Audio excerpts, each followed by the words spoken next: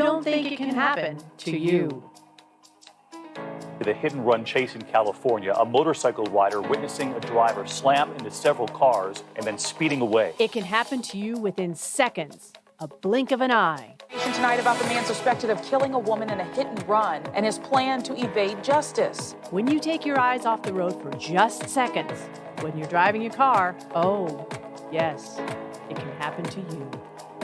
See, it's not a matter of if, it's a matter of when. When the sands of time will run out within your hourglass.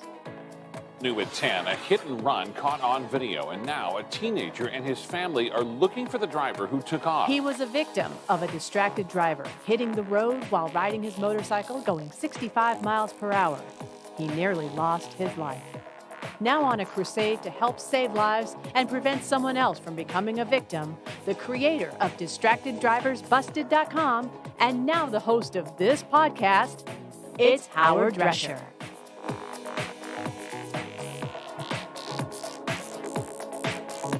Okay, all right, welcome. Welcome to another show of DistractedDriversBusted.com, the podcast show. I am your host, Howard Drescher, the creator of DistractedDriversBusted.com, and of course, now this podcast show. So, over the last couple of days, I've been getting a lot of messages from a lot of different people. They have been IMing me, asking me whatever happened to my website.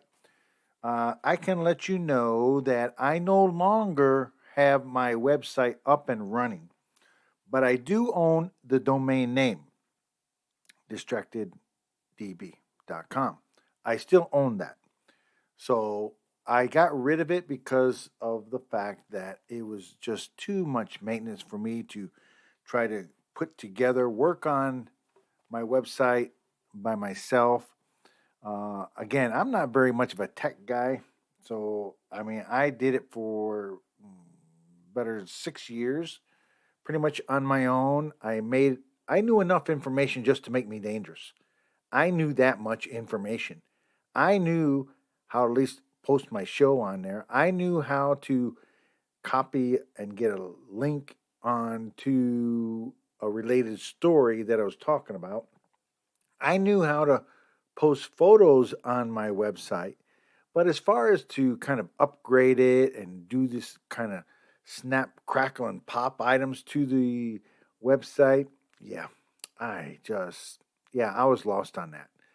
So I felt in my mind it was better for me to really kind of get rid of the website, but keep the domain name.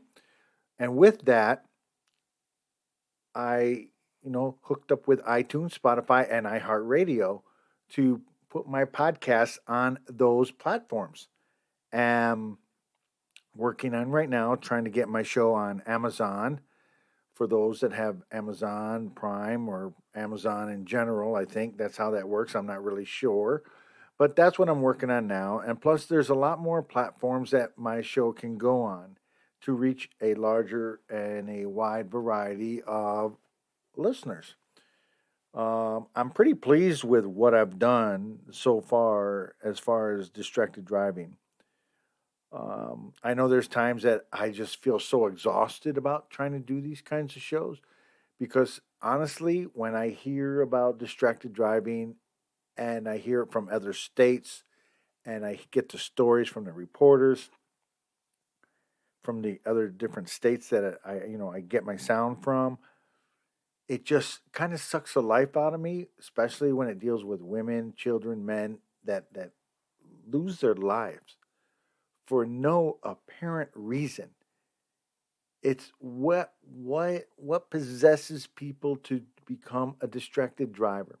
What possesses people to get behind the wheel after drinking? And Lord knows, there are so many people that know that this should not happen. And yet it still does. It still does. I had some stories over the Memorial Day weekend. I decided not to air them at this time. But I do have a very interesting story that happened out here in San Diego. And it happened just the other day. Now look, when a wrong way driver decides to do what they do. I want to get inside their brain. I want to know what in their right mind or demented mind they drive down the wrong way on a freeway thinking they're doing the right thing, especially when they are traveling about 90 miles an hour plus. And we're going to get into that. But before we get into that, I do have this that I like to do every now and then. And we might as well do it because we're going to talk a little bit about it after this. And now it's time for the top story from the previous show.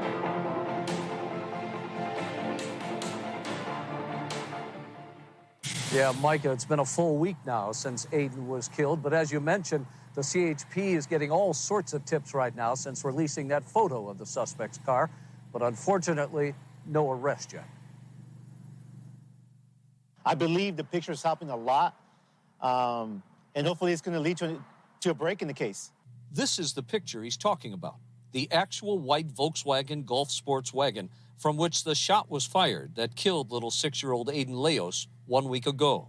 After that picture went out, we just started getting many calls from the public trying to help out or, giving information that might be important for the investigation. Police believe a woman was driving the VW on the 55 freeway last Friday morning when a male passenger suddenly shot once into Aiden's mom's car during a road rage incident. Now, the VW Golf Sport is not a big seller, and there's not many around. It's not a very common vehicle. I don't believe I've seen many on the roadway. Yeah, it's very uncommon. So the fact that it hasn't been spotted yet may mean that it's being garaged and not driven or simply hidden someplace, which may seem odd to the owner's friends or neighbors. You've known these people or seen them in the past. You know it was a female driver, it was a male passenger, it was a white Volkswagen. You've seen it in the past. You know where they can be located at? Say something. At the Walnut Street overpass memorial for Aiden, more thoughts of the youngster tonight and more prayers. My daughters, they saw the memorial and they wanted to pay their respects to Aiden and leave him a little message saying rest in peace. The reward for Aiden's killer keeps climbing, now topping $325,000 for any information that leads to the shooter's arrest. And the CHP is asking anybody with a dash cam, if you were on the 55 North last Friday morning, or possibly the 91 East, we're talking about 8:15 or so in the morning, they'd like you to take a couple of minutes out and just look at the footage from your camera. They're looking for that white car, specifically a white Volkswagen station wagon. Now, what you have may not be part of this investigation at all, but the CHP would still like to look at your footage. If you have some, give them a call. In Santa Ana, I'm Rick Chambers. Guys, I'll throw it back to you in the studio. That was the top story from the previous show.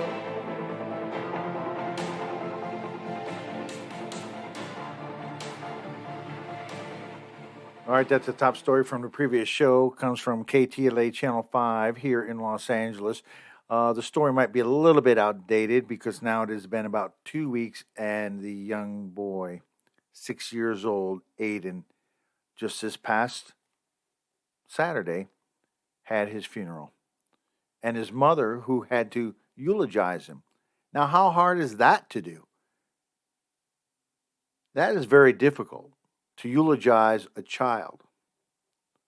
But yet, she stood there so brave, and without hesitation, she told the story of her son. And then she also told the story of what that day meant after the shooters took her son away. And of course, now the reward really for the apprehension and the capture and the prosecution of Aiden is almost $500,000 as of Saturday, 2 days ago. So I decided to play this whole story again anyways. I think it really is gripping America. And the question is, are these people locally from around here? Are these people maybe from Northern California? Are they from Arizona? Are they from Texas? Are they from Houston? Where are they from? Nobody really knows. Nobody can find this vehicle. But yet, keep in mind that the police are actually out there looking, and with the vehicle photograph out there, sooner or later, somebody's going to bring it up. And when they do, then all bets are off. Because even the district attorney last week indicated he is running out of patience. If you don't turn yourself in, he's not going to get any kind of sympathy from him when he ends up throwing the book at you. And quite literally, I think he should. All right, you're listening to DistractedDriversBusted.com podcast show. When we come back, San Diego loses 2 officers plus another victim when a lady driving 90 miles an hour plus the wrong way down the freeway. We'll be back right after this.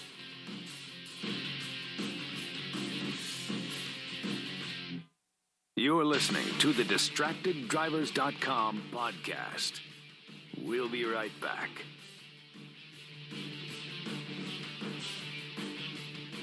Wake up and text. Text and eat. Text and meet up with a friend you haven't seen in forever. Hi. Oh, hey. Text and complain that they're on their phone the whole time. Text and listen to them complain that you're on your phone the whole time. Text and whatever. But when you get behind the wheel, give your phone to a passenger. Put it in the glove box. Just don't text and drive. Visit StopTextsStopWrecks.org. A message from NHTSA and the Ad Council. Papa, why can't we telegraph while riding a horse? Son, there ain't no one to blame but Jeffro. He was riding old Betsy the Stallion, tip-tapping away at his telegraph, when blam! Ran right into the side of the saloon. Well, if Jeffro can't do it, neither should you. Don't text and drive. Visit StopTextsStopWrecks.org. A message brought to you by the National Highway Traffic Safety Administration, Project Yellow Light, and the Ad Council. Neil Armstrong waited 6 hours and 39 minutes to step onto the surface of the moon. Jackie Robinson waited 20 months to play his first game with the Brooklyn Dodgers. And even DiCaprio had to wait 22 years to win an Oscar. You can wait until your destination. Don't text and drive. Visit StopTextsStopWrecks.org. A message brought to you by the National Highway Traffic Safety Administration, Project Yellow Light, and the Ad Council. Now, back to the DistractedDrivers.com podcast. All right, welcome back to DistractedDriversBusted.com podcast show. I'm your host, Howard Drescher, the creator of DistractedDriversBusted.com, and of course now this podcast show. You can follow me on Twitter at DistractedDBTV, at DistractedDBTV, and of course Facebook, it's DistractedDB. And you can get the shows on iTunes, Spotify, iHeartRadio, and Google Podcasts. Just type in the keyword DistractedDB. Well, it happened Friday morning at around 10:30 a.m. During the middle of the day, about the middle of the day, early morning, late morning, however you want to describe it. A married San Diego detectives, PD detectives, were killed in a wrong-way crash. And it is kind of disturbing. And this story here comes from Fox 5 down in San Diego. And I appreciate them for allowing me to use the sound. And the only thing I want to just say is that this happened so early or kind of mid-morning. And what possesses somebody to do what they've done? And how do they not recognize they are going in the wrong direction? Again, story here from Fox 5 down in San Diego, and I appreciate them for allowing me to use the sound. When San Diego Police Department lose 2 members, it hurts. It hurts the department, it hurts the community, it hurts the city. The San Diego Police Department mourning 2 of their own after they were killed this morning in a wrong-way crash. And in the last hour, we've learned the names of the married San Diego Police Department detectives whose lives were cut short. 32-year-old Ryan Park and 33-year-old Jamie Huntley Park were on the 5 freeway in San Ysidro when a woman driving the wrong way slammed into their car. A third person also died. Ryan and Jamie got married in 2016 after meeting in the police academy, and the police chief said they had a bright future. We have team coverage tonight, but we begin with how the Parks are being remembered by a close friend. Fox 5's Jamie Chambers spoke with him and joins us live from Escondido with the story. Well, Kathleen, we're standing in front of the old Iceplex in Escondido. This is where Jamie Huntley Parks spent so much time as a hockey player, as a ref, and absolutely loved the sport incredibly deeply. Now, so many people are remembering these two as an extraordinary team of detectives and an extraordinary couple to boot. Officers Jamie Huntley and Ryan Park were more than in love, more than just married. They were life partners. Both San Diego police officers, both passionate about athletics, and some of the best friends a person could ask for. Everyone will forever and ever remember her by is her heart of gold and her giving, always giving back to the kids that she coached, to her fellow officials when she was a referee, and to her fellow officers. Alex Morrison is the director of the San Diego Angels girls hockey team, a team in which Jamie played a major role. Right now, we're all grieving. All the coaches we're a very tight-knit family, and I think mostly we're just trying to look out for each other and look out for the family. Jamie was a shining example of athletics on the ice, playing for the Jaguars at UTC while going to La Jolla High School. First one we're going to do is we're going to work on a little balance. She later became a ref and hockey coach and was slated to ref in the Olympics, all the while serving her community as a San Diego police detective. Morrison says her husband, Ryan Parks, was an exceptional match. Fun, loving, had a sense for adventure, a great runner, and would give the shirt off his back for you. Just Monday, Jamie, Ryan, and Alex, along with Alex's family, headed to Disneyland to celebrate the loosening restrictions experienced during the pandemic. Now, teammates, coaches, officers, friends, and family are just starting to process the loss that cannot be replaced. Every girl, every family adored her. I absolutely adored her. And everyone's hearts are broken tonight. Now, Jamie and Ryan had not yet had kids of their own, but Jamie took care of so many kids while she coached hockey all over San Diego. Tonight, they were supposed to be at an Angels game in Anaheim. That obviously didn't happen and canceled also the hockey practices for tomorrow. The entire Angels Hockey League says they simply just don't know what they're going to do next, just dealing with this loss. It's just absolutely heartbreaking, as these friends are saying this evening. All right, and again, that story comes from Fox 5 down in San Diego, and our hearts go out to those San Diego police officers, their family, their friends, their co-workers. It's a tough loss. It's a tough pill to swallow, and unfortunately, these things happen.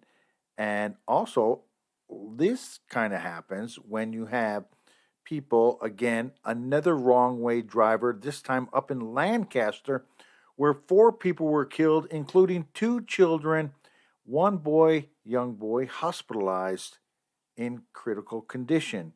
And again, I talk about this all the time, about how these drivers, they drive loosely on the road. They think that they own the domain of the road, and it is not true. It is a public domain. Everybody has their entitlement to it. You don't need to speed right up behind other people. You don't need to make them push their way to the left or to the right because you think they're going too slow, but yet they're doing the speed limit. It happens to me all the time. I put in a dash cam with a front and rear camera just in case something happens to me. My wife can handle the business of getting it to the lawyers and the cops so that way they get investigated, just in case if something could happen. Yet it still happens each and every day. Here's a story from KTLA Channel 5 here in Los Angeles, and I appreciate them for allowing me to use the sound. Good evening. And that third child was rushed here to Antelope Valley Hospital. Earlier today, CHP said he had major traumatic injuries. Officials are investigating the cause of a head-on crash in Lancaster involving a big rig and a Dodge Challenger with 5 people inside. 4 were killed, including children. According to California Highway Patrol, the Challenger was driving on the wrong side of the road when it collided with a semi. We did have 3 juveniles as passengers in this vehicle. They were transported to Antelope Valley Hospital. 2 of those juveniles were pronounced deceased at the Antelope Valley Hospital. The 2 children who died were 6- and 9-year-old boys. The third child, a 5-year-old boy, was also taken to Antelope Valley Hospital with major traumatic injuries, according to CHP. A 62-year-old female driver from Lancaster died on scene. The front passenger, a 59-year-old female, also from Lancaster, died at a hospital. The driver of the big rig, a 44-year-old man, had minor injuries, remained on scene, and cooperated with officials. CHP Antelope Valley says this now brings the number of deaths related to crashes to 28 people within CHP Antelope Valley jurisdiction this year. That is just for the AVCHP area. That is not including the statistics from the Palmdale Lancaster Sheriff that we also share the area with. Due to these rises and increases, the CHP out of Antelope Valley is working hand in hand with the Lancaster and Palmdale Sheriff teams to combat traffic violations. And the reason the Challenger was driving on the wrong side is still under investigation. CHP said they're still working to figure out if drugs or alcohol played a factor. Reporting live in Antelope Valley, Kimberly Chang, KTLA 5 News. And again, that story came from KTLA Channel 5 here in Los Angeles, and I definitely do appreciate them for allowing me to use the sound. All right, when we come back, oh boy, another DUI suspect leaves 2 dead, 3 injured. We'll be back right after this. You're listening to the DistractedDrivers.com podcast. We'll be right back.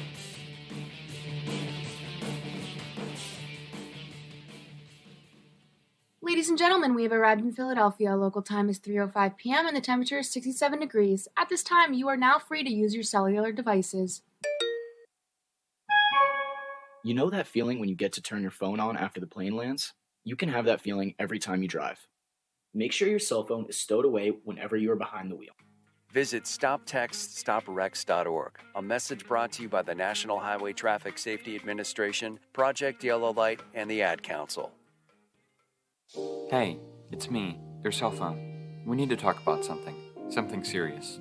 I know you love me, I know you like using me wherever you are, but I feel like this isn't working out when you're driving. I know you may think that it's possible to focus both on me and the road, but I just don't feel the same way. I think we should spend time away from each other when you're driving. It's for the best. Visit StopTextStopWrecks.org, a message brought to you by the National Highway Traffic Safety Administration, Project Yellow Light, and the Ad Council. Honey, are you ready to go to the party? We're late. What? Yeah, don't worry. I'll be ready in 5 minutes, babe. Really? Can you get off the phone? I'm already ready. We're going to be late. Yeah. Don't worry. I'm almost done. Let's go. Come on. Oh, okay, honey. Let's go. Can you be ready next time? I feel like I'm always ragging on you to get ready for these types of parties. Yeah. Isn't the man supposed to be waiting on the lady anyway? I'm sorry, babe. I know I say this all the time, but I promise. Next time, I really promise next time I'll be ready, and I'll be ready to go by the time you get home. Gosh.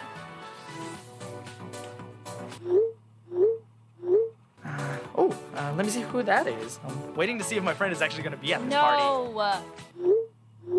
Leave your phone alone. You know that scared me last time. You nearly hit someone walking in a crosswalk. What? No, you're crazy. Look, I told you don't tell me what to do. I got this. Stop the car. Stop it now. I just can't be with someone who doesn't care about my life, not to mention their own. Babe, wait, come back. This isn't happening, is it?